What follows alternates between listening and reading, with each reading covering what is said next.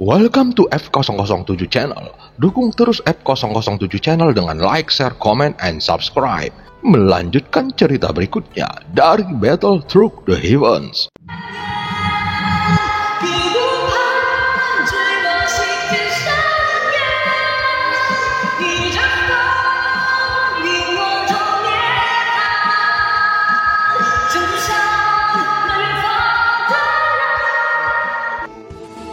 Selamat beraktivitas dan terima kasih atas dukungannya selama ini.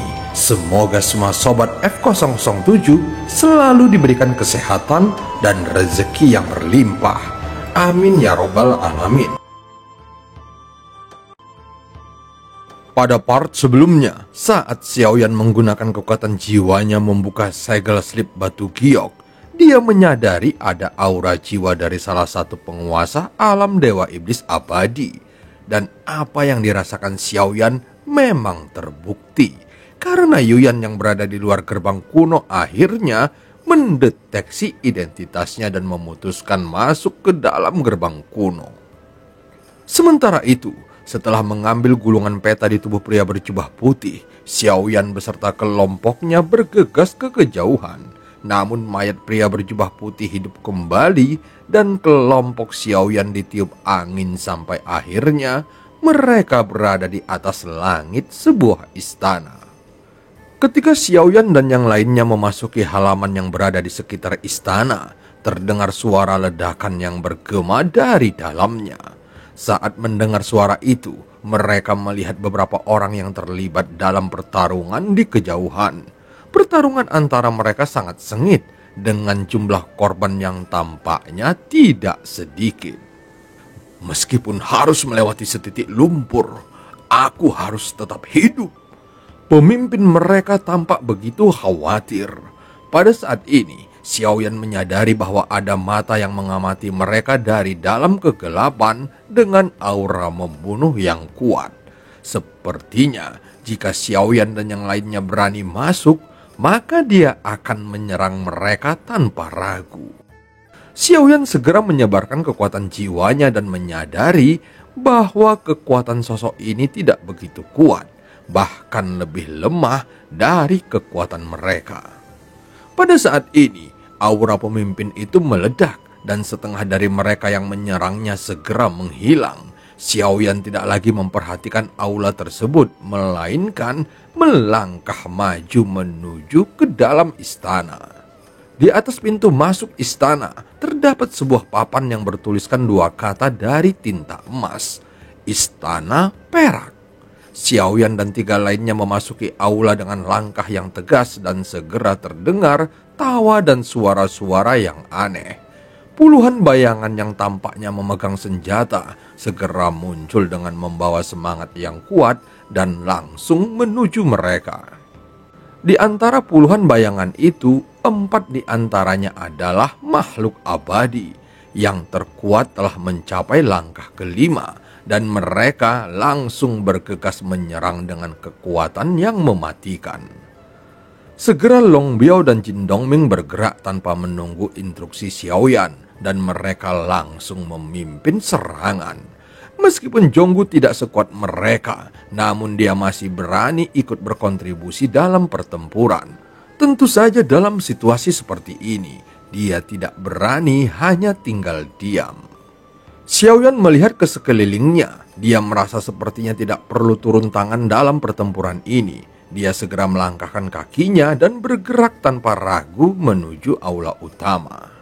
Saat Xiaoyan tiba di pintu aula, dia segera mencium bau darah yang kuat. Setiap sudut aula dipenuhi dengan aura kematian dan sebelum dia masuk, Xiaoyan sudah merasakan kehadiran kekuatan yang kuat di dalam aula. Namun dibandingkan dengan aula sebelumnya, aura kekuatan kematian di sini jauh lebih kuat. Setelah berhenti sejenak, dia langsung melangkahkan kakinya memasuki aula tanpa ragu-ragu. Saat berada di dalam aula, fokus Xiaoyan segera tertuju pada sosok yang tergeletak di tengah kolam di pusat aula, dan itu terlihat seperti mayat. Saat mata Xiaoyan tertuju pada mayat itu, suara-suara aneh bermunculan di sekitar aula. Orang-orang dengan penampilan dan pakaian yang berbeda tiba-tiba berkumpul di berbagai tempat di dalam aula. Meskipun penampilan mereka berbeda, namun mereka semuanya menunjukkan gelombang kekuatan yang kuat. Xiaoyan berpikir bahwa mereka adalah sosok kuat yang berasal dari dunia luar yang berhasil memasuki gerbang kuno sebelumnya. Melihat pemandangan ini membuat Xiaoyan merasa dirinya seperti telah jatuh ke dunia yang tidak dapat dibayangkan. Xiaoyan mengabaikan suara-suara aneh di sekitarnya dan mulai mendekati mayat itu. Terlihat tubuhnya mengalami perubahan dan luka-luka di tubuhnya pulih secara perlahan, yang membuat Xiaoyan menjadi heran. Apakah mungkin mayat ini masih bisa hidup kembali? Xiaoyan bergumam di dalam hatinya dan merasa bahwa orang-orang ini telah melakukan sesuatu yang misterius, atau mungkin ada rencana dan tujuan tertentu di balik semua ini. Namun tidak ada gelombang energi lain yang terdeteksi di sekitarnya, yang membuat Xiaoyan merasa seperti berada di dunia ilusi. Kekuatan langkah keenam bisa dianggap tidak lemah, dan aku bisa membiarkanmu ikut berpartisipasi dalam pertempuran. Tetapi kamu harus menunggu giliran untuk menyerang. Ketika Xiaoyan memikirkan masalah ini, tiba-tiba mayat yang berada di depannya sudah duduk bersila dan berbicara perlahan. Sosok ini juga memancarkan gelombang energi yang sangat kuat. Yang lebih menarik lagi, ada beberapa orang yang menemaninya di sekitarnya, dan dari penampilan mereka, tampaknya mereka juga tidak lemah. Xiaoyan merasa sedikit bingung, tidak mengerti apa yang sedang terjadi. Sepertinya dia belum memahami sepenuhnya jenis dunia tempat di mana dia berada saat ini. Saudara Fencang, tidak perlu banyak basa-basi. Kekuatan kita di sini sudah cukup untuk menghadapi penguasa Istana Perak ini. Penambahan satu orang hanya akan menambah masalah. Sebaiknya cepat pergi dari sini, atau jangan salahkan kami jika kami harus bertindak. Pria di sebelah sosok Fencang segera berbicara, dan seseorang yang ada di sampingnya juga tampak tidak senang. Setelah semua yang mereka lakukan sebelumnya, maka kehadiran satu orang tambahan akan membuat mereka harus berbagi hasilnya. Selain kelompok ini, masih ada banyak bayangan yang duduk bersila di sekitar aula, dan semuanya tampak siap untuk bertempur. Setelah berbicara, pria itu menatap Xiaoyan dan dia hanya bisa mengangguk. Jika kelompok orang ini tidak ingin Xiaoyan bergabung, maka dia jelas tidak bisa berbuat banyak.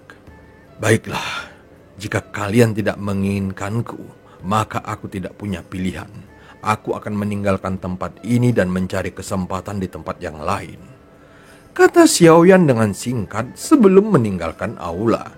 Saat ini ada banyak orang yang menunggu di belakangmu. Meskipun giliranmu tiba, itu akan memakan waktu puluhan tahun. Tiba-tiba Feng Chang membuka mulutnya dan nada suaranya terdengar lebih lembut. Tetapi sejak awal, Xiaoyan sudah memprediksi bahwa orang-orang di sini pasti akan berpikiran dingin terhadapnya. Saat ini Xiaoyan tidak banyak berbicara lagi dan dia langsung berjalan ke tempat terdekat, lalu duduk tanpa terburu-buru. Melihat ini, ketiga orang yang berdiri di samping Feng Chang tiba-tiba berdiri dengan ekspresi marah pada Xiaoyan dan memancarkan paksaan yang kuat. Ketiganya memiliki kekuatan yang kuat, dan yang terlemah telah mencapai langkah kelima, sedangkan dua lainnya sudah mencapai langkah keenam. Kekuatan mereka di antara orang-orang ini bisa dianggap sebagai yang teratas, dan mereka tidak takut pada Xiaoyan yang juga berada di langkah keenam. Saat berikutnya, mereka bersiap-siap untuk melangkah ke arah Xiaoyan dan tampaknya bermaksud untuk mengusirnya dari aula. Tunggu sebentar. Tiba-tiba Feng Chang berbicara dan menghentikan ketiganya. Saudara, kita semua datang dari dunia luar. Kita hanya ingin mencari keberuntungan di gerbang kuno ini. Mengapa kita harus menyakiti satu sama lain? Feng Chang menatap Xiaoyan yang sedang duduk bersila dan berbicara dengan tulus. Dia tampak baik hati dan Xiaoyan segera membuka matanya perlahan. aku akan membunuh pemilik istana terlebih dahulu. Setelah itu, aku akan pergi dengan damai." Xiaoyan berkata dengan suara dingin. Saat kata-katanya keluar, ada tawa yang menggelegar terdengar di seluruh aula. Meskipun Feng Chang berusaha menahan mereka, namun dia tidak berbicara lagi, dan orang-orang ini tampak masih ragu untuk menyerang Xiaoyan. Feng Chang menunjukkan kilatan dingin di matanya ketika dia melihat mereka, lalu berkata, "Saudara-saudaraku, mengapa kita harus seperti ini? Kita semua sudah menunggu begitu lama. Sebaiknya kita mencari solusi yang lebih baik. Tuan istana ini sangat kuat. Mungkin kita baru bisa mengalahkannya jika kita melawannya secara bersama-sama. Mengapa kita tidak mundur sedikit dan bergabung bersama-sama dalam pertempuran, lalu mengantri untuk mendapatkan hadiah pertempuran?" Setelah Feng Chang mengatakannya, suasana menjadi tegang dan Xiaoyan hanya diam di tempatnya. Dalam ketegangan tersebut, Xiaoyan tetap terus tenang dan duduk bersila di tempatnya tanpa mengatakan apapun, sehingga suasana di aula pun menjadi hening sejenak. Pria yang bernama Feng Chang ini kembali berbicara. "Tentu saja kita bisa mencoba untuk bekerja sama dan mencari keberuntungan.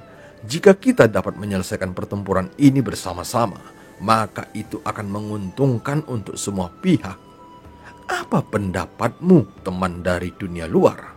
Xiaoyan membuka matanya lalu menjawab, "Baiklah, aku akan ikut dalam pertempuran ini. Setelah selesai, aku akan meninggalkan tempat ini." Pria tersebut mengangguk dan segera setelah itu pertempuran pun dimulai. Xiaoyan segera melibatkan diri dalam pertempuran dan kekuatan luar biasa yang dia tunjukkan segera membuatnya menjadi lebih menonjol di antara yang lainnya. Meskipun jumlah mereka lebih banyak, namun Xiaoyan dengan cepat mengatasi lawan-lawannya satu persatu. Pertempuran ini berlangsung sangat sengit dan setelah beberapa saat, Xiaoyan telah mengatasi sebagian besar lawannya. Feng Chang memberi isyarat untuk menghentikan pertempuran dan suasana kembali menjadi tenang. "Terima kasih atas kerjasama teman dari dunia luar. Kita sekarang dapat mencari keberuntungan bersama," kata Feng Chang dengan nada yang ramah. Xiaoyan mengangguk sebagai tanggapan dan tanpa banyak bicara, dia meninggalkan aula tersebut. Seiring langkahnya menjauh, Xiaoyan merenung dalam hati tentang dunia ini yang penuh misteri. Dia masih memiliki banyak pertanyaan tentang pertempuran barusan, tetapi untuk saat ini fokusnya adalah menyelesaikan misi di dalam gerbang kuno ini. Dan cerita pun berakhir. Sampai ketemu di part selanjutnya.